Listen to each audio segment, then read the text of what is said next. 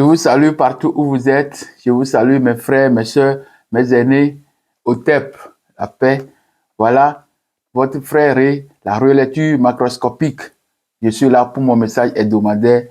Je suis là pour continuer le message de la fois dernière. Le message est intitulé « La Bible est-elle réellement monothéiste ou cache-t-elle encore autre chose ?» Voilà le titre emblématique que nous avons entamé ensemble. Et aujourd'hui, c'est la troisième partie de ce message. Donc, sans plus tarder, nous avons toujours des versets bibliques qui nous servent de soutien, qui nous servent de guide et qui nous servent de preuve de ce que je suis en train de dire. Donc, j'ai pas mal de versets aujourd'hui. Le premier verset est Michée 4, verset 5 et Deutéronome 6, verset 4. Le deuxième passage biblique est tiré de 1 Corinthiens 8, verset 5 à 6 et Psaume 82, verset 1 et verset 6. Le troisième passage biblique est tiré de 2 Rois 18, verset 33 à 35. Le quatrième passage biblique est tiré de Deutéronome 33, verset 1 à 2 et Juge 5, verset 4 à 5. Le sixième passage biblique est tiré de Habakkuk 3, verset 3 et le dernier passage biblique est tiré de Juge 6, verset 3 à 4. Voilà les versets bibliques que j'ai retenus pour le message. Je vais lire ces versets aujourd'hui. Le premier passage biblique est tiré de Michée 4, verset 5. Tandis que tous les peuples marchent, chacun au nom de son Dieu, nous marcherons, nous, au nom de l'Éternel, notre Dieu. Deutéronome 6, c'est toujours premier passage biblique. Deutéronome 6, verset 4. Écoute, Israël, Éternel, notre Dieu, est le seul Éternel. Verset 5. Tu aimeras l'Éternel, ton Dieu, de tout ton cœur, de toute ton âme et de toute ta force. Le deuxième passage biblique est tiré de 1 Corinthiens, verset 8. Verset 8, pardon, pas verset 8. 1 Corinthiens, chapitre 8, verset 5 à 6. Car s'il est des êtres qui sont appelés Dieu, soit dans le ciel, soit sur la terre, comme il existe réellement plusieurs dieux et plusieurs seigneurs, néanmoins, pour nous, il n'y a qu'un seul Dieu, le Père de qui viennent toutes choses et pour qui nous sommes, et un Seigneur Jésus-Christ, par qui sont toutes choses et par qui nous sommes. Le deuxième toujours, Psaume 82, verset 1 et verset 6. Dieu se tient dans l'assemblée de Dieu. Il juge au milieu des dieux. J'ai dit, vous êtes des dieux. Vous êtes tous fils de très haut. Le troisième passage biblique est tiré de 2 Rois, chapitre 18, verset 33 à 35. Les dieux des nations ont-ils délivré chacun son pays de la main du roi d'Assyrie? Où sont les dieux de Hamath et d'Arpad?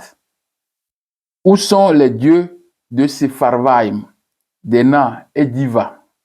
Ont-ils délivré Samarie de ma main? Parmi tous les dieux de ces pays, quels sont ceux qui ont délivré leur pays de ma main, pour que l'Éternel Yahweh délivre Jérusalem de ma main? Le quatrième verset est tiré toujours, comme deux passages bibliques sont dans le quatrième. Dans le quatrième verset, Deutéronome 33, verset 1 à 2. Voici la bénédiction par laquelle Moïse, homme de Dieu, bénit les enfants d'Israël avant sa mort. Il dit, l'Éternel est venu de Sinaï. Il s'est levé sur vous de Séhir. Il a resplendi de la montagne de Paran et il est sorti au milieu des saints des saintes myriades. Il leur a de sa droite envoyé le feu de la loi. Le verset suivant qui l'accompagne, Juge 5, verset 4 à 5. Ô Éternel, quand tu sortis de Séhir, quand tu avanças des champs d'Édom, la terre trembla, et les cieux se fondirent, et les nuées se fondirent en haut. Les montagnes s'ébranlaient devant l'Éternel, ce Sinaï, devant l'Éternel, le Dieu d'Israël. Le cinquième passage biblique est tiré de Habakkuk 3, verset 3. Dieu vient de Théman, le Saint vient de la montagne de Paran. Voilà. Le sixième passage biblique, le dernier, est tiré de Juge 6, Juge chapitre 6, verset 3 à 4. Quand Israël avait semé, Madian montait avec Amalek et les fils de l'Orient, et ils marchaient contre lui. Ils campaient en face de lui, détruisaient les productions du pays jusqu'vers Gaza et ne laissaient en Israël ni vivre, ni brebis, ni bœufs, ni ânes. Voilà les passages bibliques, 6 passages bibliques que j'ai retenus pour le message. Je vais passer maintenant à quelques commentaires sur ces versets bibliques, sur ces passages bibliques, avant de commencer l'étude proprement dite. Le premier, c'est Michée et Deutéronome. Donc, Deutéronome 6, verset 4 à 5. Écoute, Israël, l'Éternel notre Dieu est le seul Éternel. Tu aimeras l'Éternel ton Dieu de tout ton cœur, de toute ton âme et de toute ta force. Voilà ce que nous entendons dans Deutéronome, soi-disant le livre de Moïse. Donc, on est dit, écoute Israël, l'Éternel notre Dieu est le seul Éternel. Et il dit, tu aimeras l'Éternel ton Dieu de tout ton cœur, de toute ton âme et de toute ta force. Voilà. Ici, c'est les deux premiers commandements, dans les 10 commandements, c'est les deux premiers commandements qu'ils ont écrits. Ce sont deux commandements doctrinaux. Vous voyez? Donc ici, on dit que l'Éternel, Yahvé, parce que quand on parle d'Éternel, quand ça sort de la bouche des Israélites, ça veut dire, ou bien des Juifs, on parle de l'Éternel. Eux, ils ne prononcent pas Yahvé. Ils disent seulement Adonai, et puis il y a le tétragramme là-bas. Et YHWH. Ils ne veulent pas prononcer. Vous voyez? Donc, maintenant, ici, on nous parle d'un seul Éternel. Et ce seul Éternel est Yahvé. Le deuxième nous dit, dans Michée vient nous dire que tandis que tous les peuples marchent, chacun au nom de leur Dieu, nous marcherons au nom de l'Éternel. Donc, Michée vient de dire qu'il y a beaucoup de dieux. Chaque peuple a un Dieu tutélaire. Donc, chaque peuple marche au nom de leur Dieu. Mais nous marcherons au nom de l'Éternel. Comme le Deutéronome nous dit qu'il y a seulement le seul Éternel qui existe, c'est seulement le Dieu Yahvé, qui est le seul Éternel qui existe. Alors, Michée vient dire que ce n'est pas tous les peuples ont leur Dieu, mais nous avons un seul Dieu. Donc, n'oubliez pas que nous sommes dans le chapitre, la Bible est-elle réellement monothéiste ou cache-t-elle encore autre chose? Ici, nous voulons marquer la pluralité de Dieu la pluralité qui est dans la Bible. Vous voyez? Donc, tandis que tous les peuples marchent au nom de l'Éternel, nous avons choisi de marcher au nom de l'Éternel Yahvé. Donc, ça veut dire que on dit qu'il y a des peuples avec leur Dieu et eux, ils ont un Dieu qui est Yahvé, qu'eux, ils doivent adorer. Donc, je reviens sur le deuxième passage biblique qui aussi englobe deux versets bibliques. Je lis 1 Corinthiens 8, versets 5 à 6. Car s'il est des êtres qui sont appelés Dieu, soit dans le ciel, soit sur la terre, comme il existe réellement plusieurs dieux et plusieurs seigneurs. C'est apôtre Paul qui parle dans Corinthiens. Il dit qu'il y a sur la terre et il y a dans les cieux des dieux et des seigneurs. Vous voyez, il dit encore. Ça veut dire que nous sommes en face d'une pluralité de dieux. Et ils acceptent, ils concèdent qu'il y a des dieux. Néanmoins, je lis le verset 6. Néanmoins, pour nous, il n'y a qu'un seul Dieu, comme on rejoint encore Deutéronome 6, verset 4 à 5 qui dit, écoute Israël, l'Éternel, notre Dieu, est le seul éternel. Donc, néanmoins, pour nous, il n'y a qu'un seul Dieu, le Père, de qui viennent toutes choses et par qui nous sommes. Et un seul Seigneur, parce qu'il y a des dieux et puis il y a des seigneurs. Mais eux, ils ont choisi un Dieu et un Seigneur, disons Jésus-Christ, par qui sont toutes choses et par qui nous sommes. Vous voyez? Donc, ils concèdent, ils acceptent, ils disent dans leur propre bouche qu'il y a des dieux. Vous voyez? Donc, dans la Bible, nous avons des dieux. On continue. Je continue avec avec le point 2 toujours, avec Psaume 82, versets 1 et 6. Maintenant, on vient encore enfoncer le clou en disant, Dieu se trouve dans l'assemblée de Dieu. Donc, quel Dieu se trouve dans l'assemblée de Dieu? C'est la Bible qui dit que Dieu. Donc, comme on a toujours l'habitude de dire l'Éternel Yahvé, donc ça veut dire Yahvé se trouve dans l'assemblée de Dieu. C'est eux-mêmes qui parlent dans Psaume 82, verset 1. Et maintenant, il juge Dieu. Le Dieu Yahvé juge au milieu des dieux. Donc, si il est le seul Dieu, pourquoi il est parmi les dieux et il juge parmi les dieux? Vous comprenez? Donc, la Bible n'est pas monothéiste. C'est toujours polythéiste. Ça, c'est le thème d'aujourd'hui. Le verset 6 dit, j'ai dit, vous êtes des dieux, vous êtes tous fils du Très-Haut. Donc, il dit que vous êtes des dieux, vous êtes tous fils du Très-Haut. Donc, ça veut dire qu'il y a un Dieu suprême qui est parmi les dieux et qui juge parmi les dieux. Et il dit que vous êtes aussi des dieux et vous êtes tous des fils de Dieu. Donc, ça veut dire qu'on a une pluralité de dieux. Et le Dieu qui dit qu'il est au milieu des dieux et il juge parmi les dieux ne peut pas être Yahvé. Parce que si c'est Yahvé, comme il dit qu'il lui, il est le seul vrai Dieu, l'Éternel, le seul, et Jésus, le seul Seigneur. Donc ça veut dire qu'il ne peut pas être parmi les dieux. C'est impossible. Si vous convenez avec moi, si je dis que je suis le seul, et maintenant on voit autour de moi des gens, ça veut dire qu'il y a quelque chose qui se passe. Vous voyez? Donc on va lire le troisième passage biblique. 2 Rois 18, versets 33 à 35. On dit, les dieux des nations ont-ils délivré chacun son pays de la main du roi d'Assyrie? C'est une question que le roi d'Assyrie pose. Il dit, est-ce que les dieux des nations ont-ils réellement délivré chacun son pays dans ma main?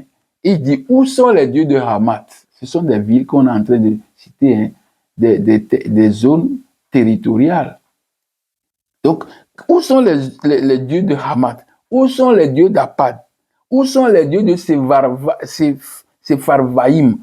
Où sont les dieux d'Ena? Où sont les dieux d'Iva? Ont-ils dérivé Samarie de ma main? Vous savez que Samarie, c'est le royaume du Nord. La capitale du royaume du Nord, c'est Samarie. Le centre nerveux du royaume, qu'ils ont dit que le royaume du Nord est composé de 10 tribus. Et ces tribus sont les tribus, à la tête Ephraïm. Donc, ces tribus sont, les 10 tribus-là, on dit qu'ils sont au nord. Et c'est leur capitale qui est Samarie. Maintenant, le roi d'Assyrie veut attaquer Samarie. Il dit que, mais il donne les exploits qu'il avait fait. Il dit que tous ces pays-là, toutes ces nations qui existaient dans Samarie et qui ont leur Dieu, leur temple, dans Samarie. Est-ce qu'ils ont pu délivrer Samarie de ma main? Non.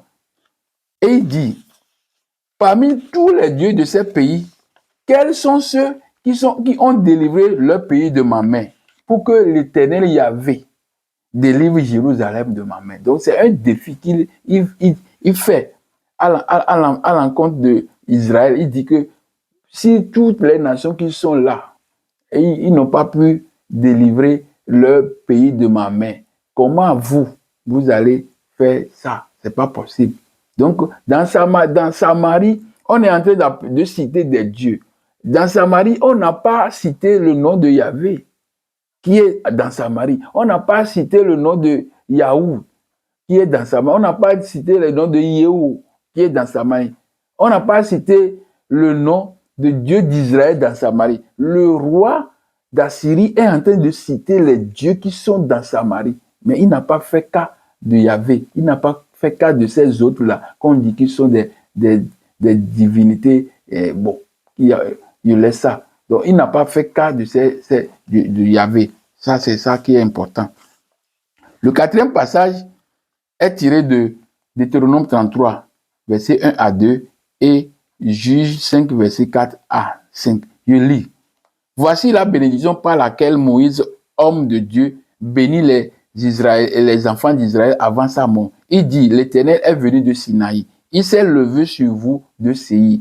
Donc, il a resplendi de la montagne de Paran et il est sorti au milieu de 5 myriades et leur a de sa droite envoyé le feu de la loi. Donc, il dit, c'est Moïse qui parle. Avant de mourir, il dit qu'il bénit les enfants et puis il rappelle à eux que l'Éternel, il ne faut pas que vous oubliez que l'Éternel est venu de Sinaï. L'Éternel est venu d'où? De Séir. L'Éternel est venu d'où? De la montagne de Paran. Vous voyez? Donc, tous ces endroits, j'ai déjà montré ça dans mon message quand je parlais de Sinaï, dévoile ses secrets, ou bien la face cachée du Sinaï, l'origine emblématique de tous les acteurs du monothéisme. J'ai fait ça pendant 3 heures de temps. Vous voyez? Donc, je vous invite d'aller encore regarder ces vidéos pour pouvoir comprendre ce que je suis en train de dire. Donc, il rappelle que leur Dieu venait de là-bas.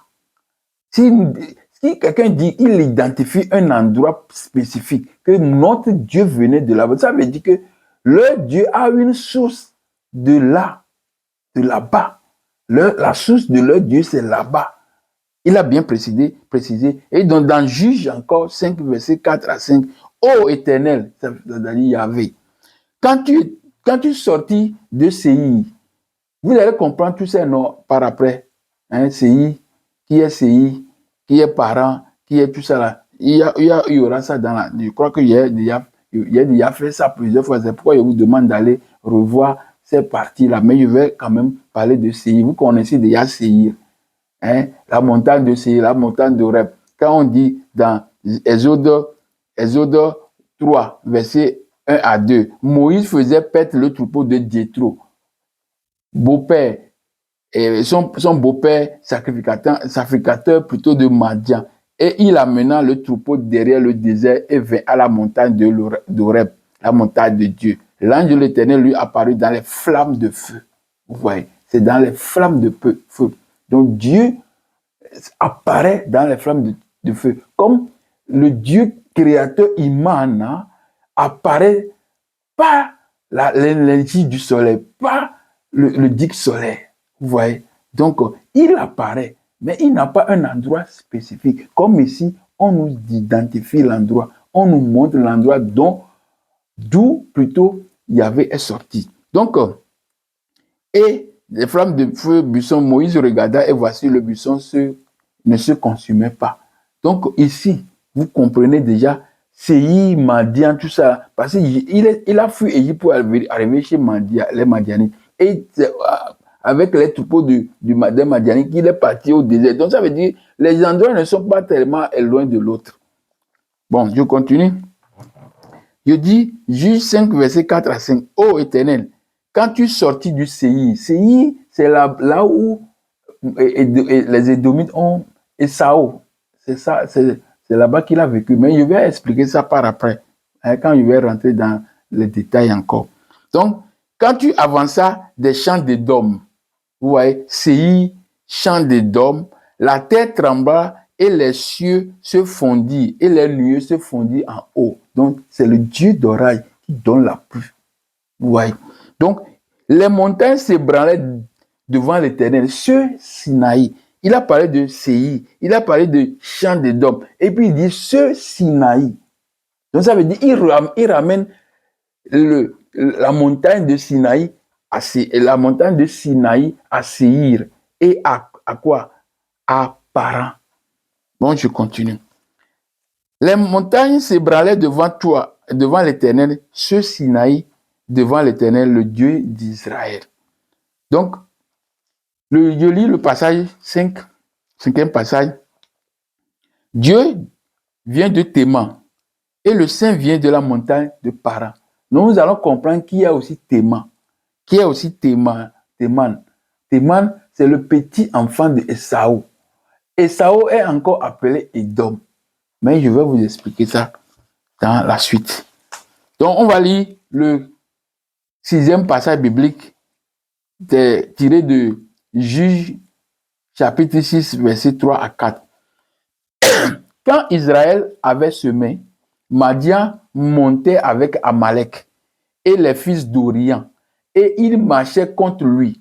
Ils campaient en face de lui, détruisaient les productions du pays jusque vers Gaza et ne laissaient en Israël ni vivre, ni brebis, ni bœufs, ni ânes. Voilà ce que nous, excusez-moi. Donc, parmi les dieux, non pas parmi les dieux, j'ai dit, quand Israël avait semé, Madian marchait avec Amalek et les fils d'Orian et il marchait contre lui.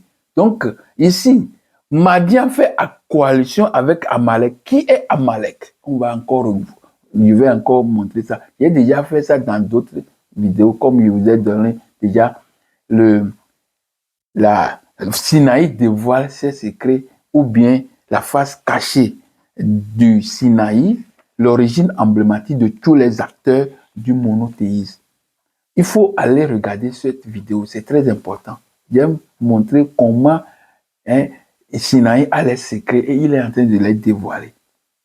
Donc, ici, pourquoi on dit ça? Je voudrais donner ce verset juste pour montrer qu'il y a une relation étroite entre les Amalek.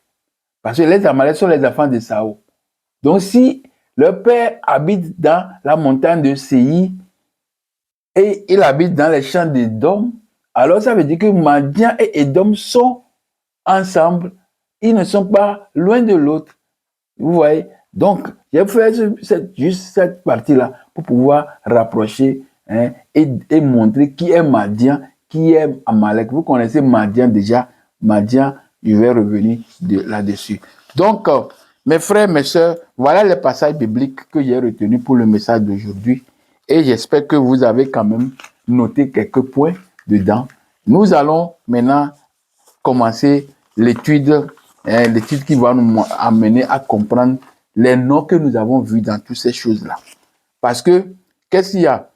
Je voudrais renouveler mes salutations à tous mes frères, mes soeurs, mes aînés, mes amis qui sont derrière leur écran, derrière leur télé ou bien derrière leur petit écran téléphone.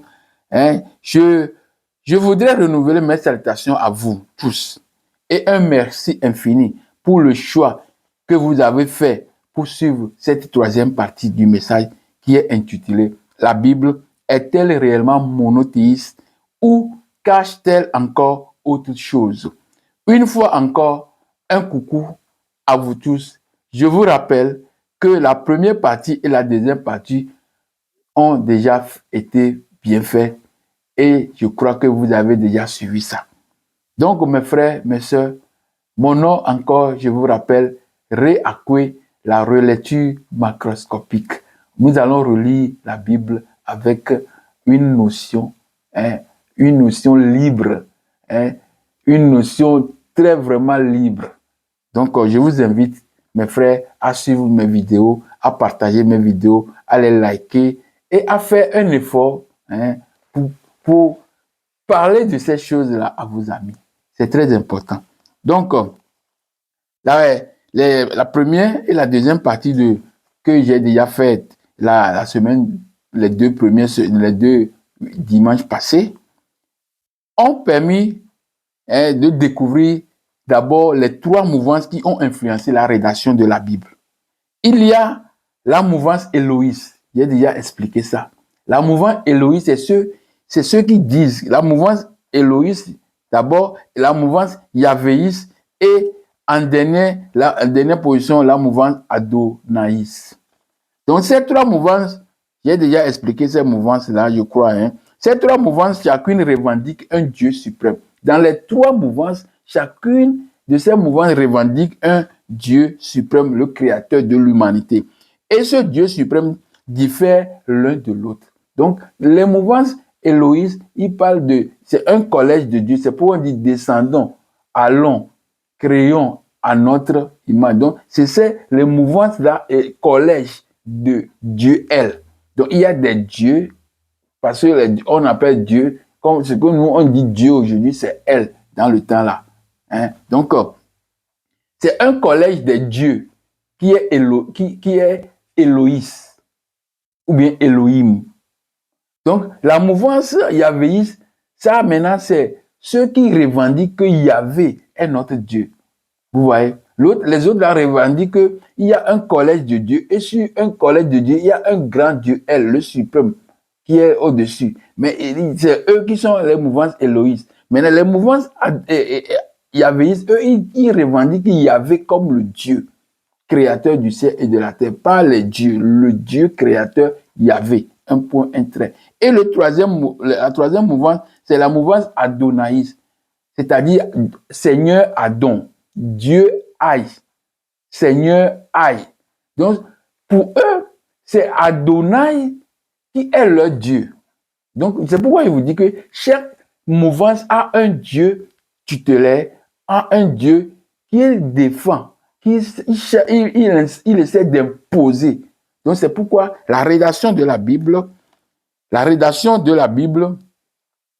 comme il y a trois mouvances, donc ils se sont mis d'accord pour pouvoir faire des rédactions qui diffèrent. Soit quelquefois, vous avez vu que quand je faisais la relecture macroscopique des versets 1 et des chapitres 1 et 2 de la Genèse, quand je faisais ça, je vous ai montré qu'il y a deux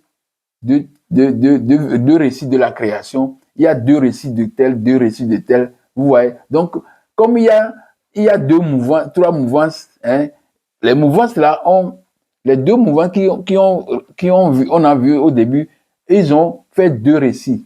Donc, il y a maintenant plusieurs mêmes récits différents dans la Bible pour certaines choses. Ouais. Donc, tout ça là vient de ces mouvances-là. Quelquefois, les différents viennent de ces mouvances-là. Donc, nous devons comprendre qu'il y a trois mouvances qui sont dans la Bible. Donc, déjà, la Bible que nous avons, cette Bible, je ne sais pas si je peux l'appeler Bible, parce qu'il y a beaucoup de Bibles. Il y a Bible araméenne, il y a Bible, tout ça là. Il y a Bible, il y a Torah, il y a Bible chrétienne, tout ça là. Donc, la Bible, déjà, a commencé déjà avec trois mouvances, trois divinités distinctes. Donc, je dis et je répète que la Bible n'est pas monothéisme, mais je dois expliquer et par là, vous allez comprendre. Donc, les explications ont déjà commencé entre les 2 semaines, c'est-à-dire dans la première et deuxième partie. Donc, la deuxième partie, maintenant, de ce thème, nous a permis de découvrir l'importance des noms théophores et la présence indéfectible d'un Dieu tutélaire. Il y a une présence indéfectible, on ne peut pas nettoyer ça. Parce que les récits bibliques ont déjà prouvé, les peuples marchent au nom de leur Dieu. Il y a des dieux dans le ciel, sur la terre. Et nous avons adopté qui? Nous avons adopté Yahvé. Ça montre déjà qu'il y a des dieux. Donc, la deuxième partie nous a permis de découvrir l'importance du nom théophore et la présence indéfectible d'un Dieu tutélaire. C'est par là que nous avons découvert que le nom d'Israël, malgré que c'est un nom théophore, ne porte en son sein le nom de Yahvé. Il porte plutôt le nom de Ra, Dieu soleil, le nom El, le Dieu suprême des Cananéens, le nom Aï, Pharaon Aï déifié, c'est-à-dire rendu à l'état de divinité. Pour cela, nous avons le nom du fils de Yahvé. Pour cela, nous avons dans le nom plutôt du fils de Yahvé, Israël, nous avons 3 différentes divinités qui sont Ra, El et Aï. Dans l'ordre, nous allons dire Aï, Ra et El. Aï, fils de Ra, Dieu. Vous voyez? Donc le nom même d'Israël nous montre déjà qu'il y a 3 divinités. Donc la Bible que nous avons n'est pas monothéiste. Mais on doit toujours expliquer.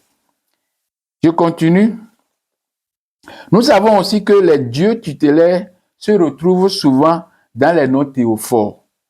Donc le nom théophore fait un tableau des divinités, des dieux, des déesses qui se trouvent dans une région dans une localité donnée. Voilà, donnée. Le 3e point, c'est-à-dire le dernier point, nous avons émis, parce que je suis en train de faire un petit résumé, donc je dis la première partie nous a donné ceci, la deuxième partie nous a donné ceci. La troisième, qu'est-ce que nous avons? Parce que dans la troisième partie, nous avons soulevé une inquiétude sur le silence, sur les dieux de certaines nations qui sont autour d'Israël. Donc, c'est le point de ce jour. Nous allons montrer quels sont les dieux de ces nations qu'on a passé sous silence dans la Bible. Parce qu'on voulait faire de la Bible monothéiste. Mais la Bible n'est pas monothéiste. Elle est plus polythéiste, mais pas polythéiste comme on l'a défini la fois dernière. Non, c'est autre chose. Donc, les 3 points que nous avons soulevés, c'est que 1. Le premier point, Édom, encore appelé Ésaü, frère jumeau de Jacob. On n'a pas fait cas du Dieu de Édom. Donc, qui est encore Ésaü. C'est frère jumeau de Jacob. Donc, on n'a pas fait cas du Dieu de leur ancêtre là. 2. Les Madianites. Les oncles, les Madianites sont les oncles des petits-fils de Jacob. Ce sont les oncles. Les Madianites, parce que Abraham a fait encore enfant au même titre qu'Isaac, qui est le père de Jacob et d'Ésaü. Donc, Madian, c'est un enfant d'Abraham selon la Bible. Parce qu'on est en train de traiter le cas ici, pour montrer que la Bible là, n'est pas monothéiste. Donc, on a parlé aussi de Madian. On n'a pas fait Madian, le Madianite Jéthro, Réhuel. Il est parti faire le premier sacrifice. Quand ils sont sortis de l'Égypte, les soi-disant sortis de l'Égypte, il est parti faire le premier sacrifice. Alors, pourquoi il est parti faire le premier sacrifice? Quel était son Dieu? On doit connaître ça. Les Amalécites qui font coalition avec les Madianites pour aller détruire les choses des Israélites. Alors, les Amalécites aussi, les Thémanites. Parce qu'on nous a dit dans Habakkuk 3, verset 3, que Dieu, le Saint vient du Théman. Donc, qui est Thémanite? Frère, cousin encore de Jacob. Donc, nous avons relevé aussi l'absence des informations sur le Dieu perse. Donc, voilà les 4 points qu'on va traiter aujourd'hui. Les 4 points qui sont à l'ordre du jour d'aujourd'hui. 1. Les dieux des Édomites. 2. Les dieux des Amalécites et des Thémanites. 3. Et puis 3. Premier, Édomite. 2e, Madianite. 3e, Amalécite et Thémanite. Et puis le 4e, les dieux des Perses. Voilà les 4 points que nous allons essayer de brosser ou bien d'éclairer aujourd'hui.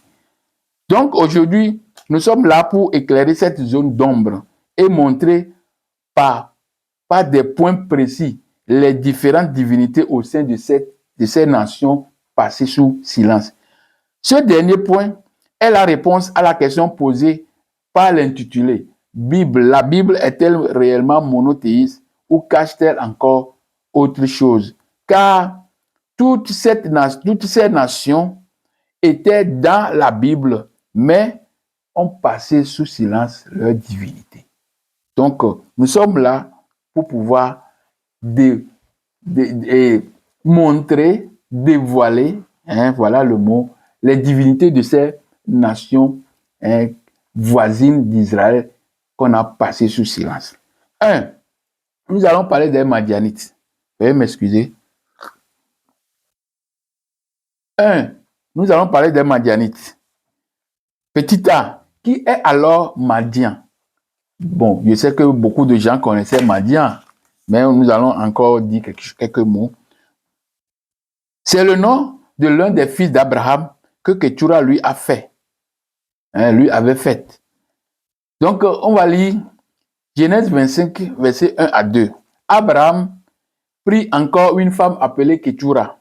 Elle lui enfanta Zimran, Jokshan, Medan, Madian, Jishbak et Shuak. Voilà, nous avons le nom de Madian dans le verset Genèse 25, verset 1 à 2. Maintenant, où se trouve Madian? Nous devons connaître la situation géographique de Madian. C'est le nom d'une localité située dans la partie nord-ouest de la péninsule arabique. Donc, je ne peux pas vous montrer beaucoup. Ça, c'est l'Afrique ici. C'est l'Afrique ici. Et ici, on parle de Arabie Saoudite. Voilà le coin là. Donc, où se trouve Madian? C'est le nom d'une localité située dans la partie nord-ouest de la péninsule arabique. La péninsule arabique, c'est là où se trouve Arabie Saoudite, tout ça là. Donc, on nous dit qu'au nord-ouest de la péninsule arabique et à l'est du golfe d'Aqaba. Le golfe d'Aqaba, c'est le ciseau. Les ciseaux plutôt, les ciseaux de la mer, les ciseaux comme ça de la mer Rouge. Nous savons que la mer Rouge a un ciseau comme ça, des ciseaux comme ça. Donc, entre tout ça là, c'est ça qu'on situe, on situe aussi Madian. Vous voyez. Parce que si Moïse a pris les troupeaux et il est parti dans Paran, dans Sinaï, qui se trouve dans les bras en ciseaux de la mer Rouge, comment il a fait pour passer de l'autre côté? Ouais. Donc tout ça là, c'est la cartographie qui va permettre de comprendre toutes ces choses-là. Vous voyez? Donc parce qu'il y a des gens qui ne connaissent pas, mais quand on montre, c'est bon. Donc je vais, c'est pourquoi il y a besoin vraiment des aides pour pouvoir montrer beaucoup de choses plus que ça. Il y a la logistique même, et voilà, pas seulement financière, mais logistique, très important. Les aides financières couvrent tout ça là. Donc, je continue. Il est limité au nom par Édom. Donc, nous ne connaissons pas encore Édom, parce que Édom, je vais revenir sur Édom, mais on nous dit qu'il est limité au nom par Édom. Édom est encore appelé Esaou. Et au sud par le royaume arabe, Nédjem. Donc, vous savez, quand on parle de royaume arabe, les Arabie Saoudite, tout ça là, je vous ai dit que tous ces endroits sont occupés par les enfants de couche, les petits-enfants de couche. Donc, c'est dernièrement que, tout récemment, qu'on a vu cette situation en disant que il est au sud des royaumes arabes du Hijab, Neb et Neb. Donc, tout ça là, c'est nouveau. Mais les endroits sont occupés par les fils de Cam, et les petits-fils de Cam, les descendants de Cam. Et plus précisément les enfants de Couche. C'est eux qui ont occupé partout en Arabie Saoudite, jusqu'au niveau même de l'Iran même.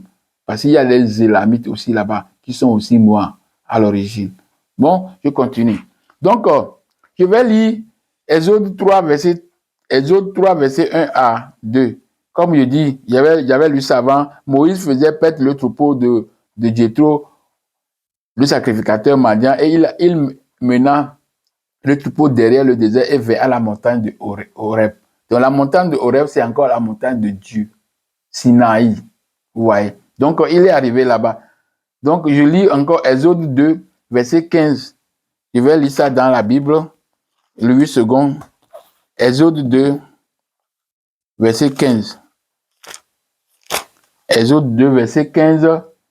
Normalement, c'est verset 15 à 22. Mais je vais lire seulement verset 15 et verset 21. Donc 15, 21. Marie, Exode 2, oui. J'ai mis Exode 40, quelque chose comme ça, Exode 15. Exode 2, verset 15 à 22. Mais je vais lire seulement verset 21. Moïse, bien, non. On va lire verset 19. Elle répondit, parce que les filles de Jétro sont arrivées à la maison. Elle répondit, un Égyptien nous a délivrés de la main des bergers et même nous a puisé de l'eau. Bon, verset 20. Et il dit à ses filles, où est-il? Pourquoi avez-vous laissé cet homme? Appelez-le pour qu'il prenne quelque nourriture. Moïse se décida à demeurer chez cet homme qui lui a donné pour femme Séphora. Donc ça veut dire que Moïse a quitté, il a habité chez les Madianites. Il a quitté Égypte selon les récits bibliques. Il est venu rester à Madian. Mais sans traverser la grande mer qu'il a ouvert après, il est arrivé là-bas. Donc, Moïse décida à demeurer chez cet homme qui lui donna pour femme Séphora, Zipporah, ou bien sa fille. La fille du Madianite, c'est Zipporah ou bien Séphora. Exode 18, verset 12. Jéthro, beau-frère de Moïse, offrit à Dieu un sacrifice et des holocaustes. Des sacrifices et des holocaustes. Aaron et tous les anciens d'Israël vinrent participer au repas avec le beau-père de Moïse en présence de Dieu. Donc, les limites de Madian, nous sommes en train de parler de les limites de Madian. Et nous disons qu'on a déjà défini la située Madian. Donc, je donnais ce verset juste pour montrer que Madian n'est pas loin de la zone où Dieu s'est apparu à Moïse. Vous voyez? Donc, d'après ces versets, nous pouvons dire que la montagne de Dieu, Horeb, montagne de Sinaï et Madian sont tous dans un même endroit, tout de même pas même loin de l'autre.